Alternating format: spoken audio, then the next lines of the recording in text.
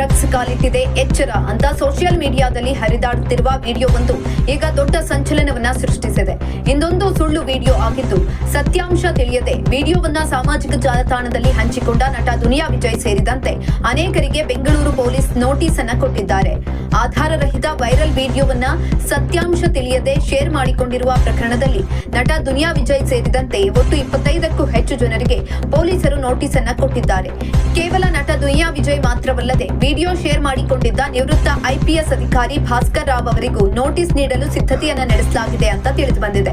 ಮೊದಲು ಈ video upload ಮಾಡಿದ್ದ ವ್ಯಕ್ತಿಯನ್ನ ಬಾಗಲೂರು ಪೊಲೀಸರು ಈಗಾಗಲೇ ಬಂಧಿಸಿದ್ದಾರೆ. ವಿಚಾರಣೆ ಸಂದರ್ಭದಲ್ಲಿ ವಿದೇಶಗಳಲ್ಲಿ ಇಂತಹ ಡ್ರಗ್ಸ್ ಇದೆ ಎಂಬ ಕಾರಣಕ್ಕೆ ವಿಡಿಯೋ ಮಾಡಿದ್ದೆ, ನನ್ನ ತಪ್ಪಾಗಿದೆ ಅಂತ ಒಪ್ಪಿಕೊಂಡಿರುವ ಆರೋಪಿ ಈಗ ಕ್ಷಮೆ ಕೇಳಿರುವ ವಿಡಿಯೋ ಬಿಡುಗಡೆ ಮಾಡಿದ್ದಾನೆ. ಊಹೆ ಮಾಡಿಕೊಂಡು ತಪ್ಪು ಮಾಹಿತಿ ಹಂಚುವವರ ವಿರುದ್ಧ ಕಠಿಣ ಕ್ರಮ ತೆಗೆದುಕೊಳ್ಳಬೇಕು ಅಂತ ಪೊಲೀಸ್ ಆಯುಕ್ತರು ತಿಳಿಸಿದ್ದಾರೆ.